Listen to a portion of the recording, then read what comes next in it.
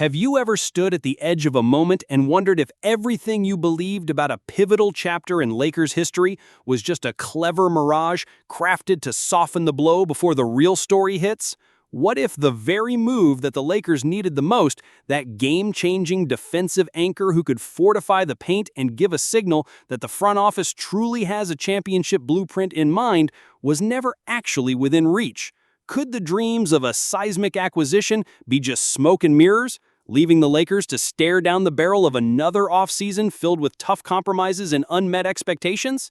Today, at Lakers News Fan Report, we dive deep into a swirling tale of hope, heartbreak, and uncertainty, the kind that has Lakers Nation glued to their screens and hanging on every whisper in the rumor mill. Smash that like button, subscribe to Lakers News Fan Report, and turn on notifications so you never miss an update.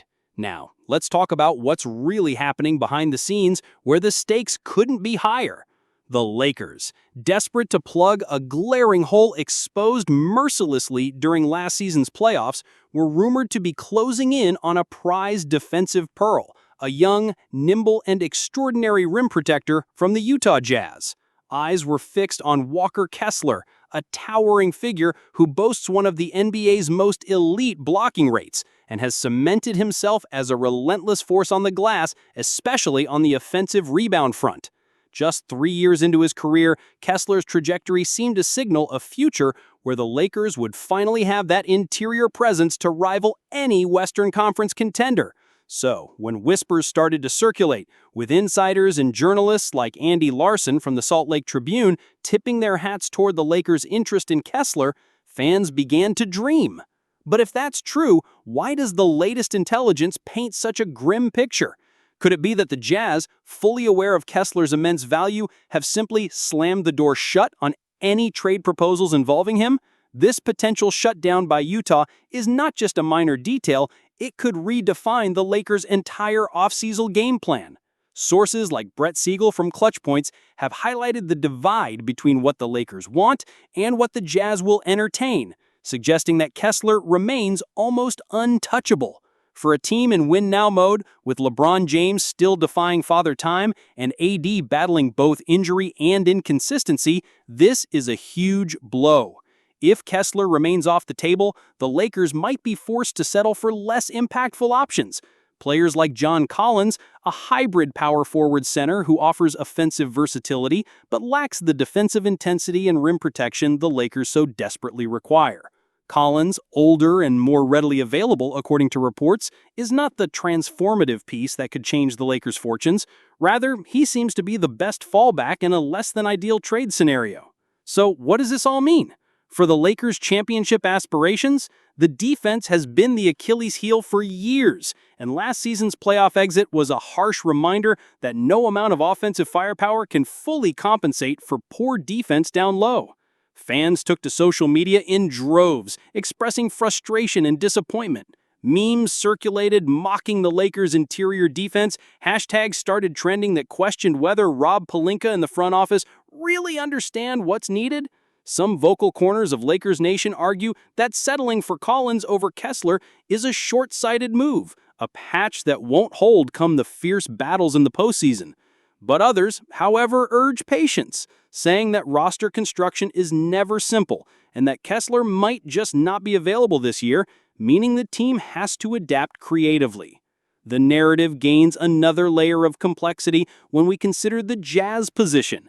After years of rebuilding and shifting pieces, Utah clearly values Kessler so highly that they're not budging, possibly because they see a future cornerstone and a defensive anchor that could help rebuild the Jazz into contenders.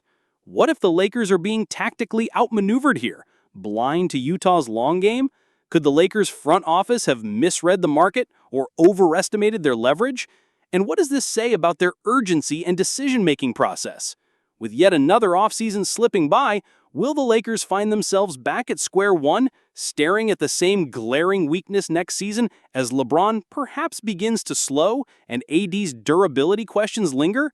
We must wonder, are there hidden moves looming? Maybe a silent trade brewing with another team or a free agent signing on the horizon that could mask this setback? Or is the Lakers' pursuit of Kessler the last best chance to fix this problem, now quietly collapsing behind closed doors? Some whispers even hint at internal tensions about how aggressive the Lakers should be in their bids. After all, locking up a young, talented rim protector on a cost-controlled rookie deal could have set the franchise up for years, and instead, they might be hemmed in by Utah's stubborn refusal, forced to choose between mediocre short-term fixes or a costly rebuild. But amidst all this, the burden on LeBron James and Anthony Davis grows heavier. The King is carrying Lakers fans' hopes well beyond what his advancing age might suggest, and AD's flashes of dominance are still clouded by questions over his ability to stay on the court long enough to anchor this team. Without a defensive giant like Kessler, how can the Lakers realistically box out giants like Karl Anthony Towns, Jaren Jackson Jr., or even younger and rising stars in the West? The postseason demands a defensive-first mentality. And right now, the Lakers' biggest defensive asset is a shadow of that vision. So the big question remains, can the Lakers front office pivot fast enough to secure the defensive upgrade that Kessler's absence leaves gaping? Or will the Lakers enter this next campaign caught between ambition and reality, forced to rely on hope and patchwork solutions instead of the definitive blockbuster moves Lakers fans crave? The drama is palpable, the stakes high, and Lakers Nation is holding its breath as this story unfolds. But what do you think about all this? Could the Lakers rebound from this apparent dead end? Or are they facing a harsh offseason truth that could derail their championship hopes sooner than we imagined? Personally, as a Lakers supporter, I believe that while missing out on Walker Kessler is a massive setback, it's not the end of the road. The Lakers have LeBron's clutch genes and AD's talent. The front office still has time to find a solution. Yet this moment demands urgency, creativity, and a willingness to think beyond traditional trade targets because the clock is ticking louder than ever. I can't wait to read your thoughts in the comments below. All right, Lakers fam, before you scroll past, let's pause for a second. Close your eyes and really visualize this. What if that missed chance at landing Walker Kessler wasn't just a setback, but a seismic tremor shaking the foundations of everything we thought we knew about this franchise? What if that no from the trade table turns into the yes the Lakers didn't know they needed? Because this might not be about what we lost. It might be about what we're about to become. The Lakers don't just respond to adversity, they transform through it. Think back to every iconic turning point in franchise history. There was always tension, always doubt, always the sense that the end might be near right before the next golden age erupted from the chaos. So here's the question. Are we staring at another one of those moments? Because let's not sugarcoat anything. The Western Conference is a battlefield, and while we're still recalibrating, everyone else is already armed to the teeth. Golden State keeps tweaking and upgrading like chess masters trying to stretch out one final dynasty run. Phoenix is a time bomb of offensive firepower with Booker, Ayton, and now Beal in the mix. Denver's young core is growing hungrier and smarter every year, and the Clippers, yes, the Clippers, are standing right next door with a chip on their shoulder and enough pieces to hijack the entire city's spotlight if we blink. And here we are, Los Angeles Lakers, a franchise of banners and legends, standing at a precipice asking itself, do we go all in for another blockbuster move, or do we embrace something deeper, something that looks more like a rebuild but might actually be a resurrection? Now let's dig into the soul of this, because maybe, just maybe, this missed trade, this ghost of Kessler forces us to reckon with an idea we've been avoiding. What if the answer isn't another towering rim protector? What if the answer is already here, laced up, grinding through practices, watching film with fire in their eyes? I'm talking about Bronny James, the kid with the last name that shakes arenas before he even steps onto the hardwood, and Austin Reeves, the undrafted Bulldog who earned every single roar in the Staples Center last season. These guys aren't just pieces, they're symbols of a pivot in Lakers philosophy. Less about flash, more about fight. Less about legacy, more about forging a new one. Now imagine LeBron, not just as a superhero in year 22, but as a mentor sage, orchestrating the next great Lakers machine.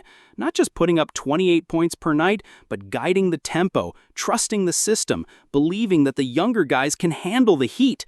The plays shift from ISO-heavy heroics to fluid, swarming basketball.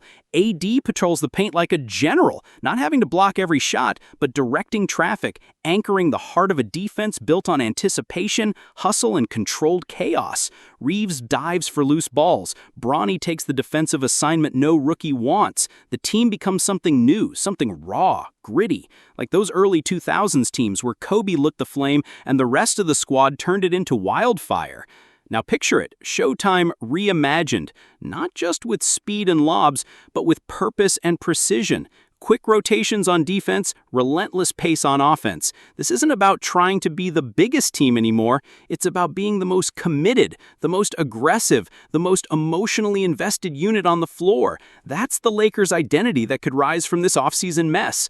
Not another superstar savior dropped from the sky, but a collection of soldiers with something to prove. A revival of the kind of Lakers toughness we haven't seen since the Meta World Peace elbow days, the Shannon Brown chase down blocks, the Lamar Odom blue guy hustle. Now let's zoom out. Let's think about how this changes matchups. If the Lakers embrace a lightning-fast, perimeter-heavy defensive identity, you force Golden State to second-guess every backdoor cut. You push Curry and Clay off the three-point line. You force turnovers and run the break like you're back in 1987. You match Phoenix with speed, with traps, with aggressive switching that frustrates stars into mistakes. Denver's bigs get dragged into space where the young guns beat them with footwork and heart. You make the other teams adjust to you. But it's not just about X's and O's. It's about belief. The same way the 2020 bubble squad leaned into trust, defense, and unity in a vacuum, maybe this team finds its strength not in who it signs, but in who it becomes. Maybe Rob Pelinka doesn't panic. Maybe Darvin Ham leans into this youth movement. Maybe, just maybe, the Lakers stop chasing old solutions to new problems and finally commit to the future, staring them in the face. But hold on. It's not all sunshine, because for every glimmer of promise, there's a brutal, honest question looming. Can LeBron really hold up another full season without a defensive anchor behind him? Can AD stay on the court when it matters most? Are Bronny and Reeves ready for prime time, or are we projecting dreams onto development timelines that may take longer than we hope? Because if not, if this experiment backfires, the crash could be ugly. Another early playoff exit, another year wasted of LeBron's twilight, another summer of what-ifs and regrets. And with the West only getting scarier, there won't be sympathy for falling short, only blood. And what about the locker room dynamic? Is the chemistry there for this type of transformation? Will the veterans buy into a youth-driven style? Will LeBron be content sharing the spotlight this late in his career?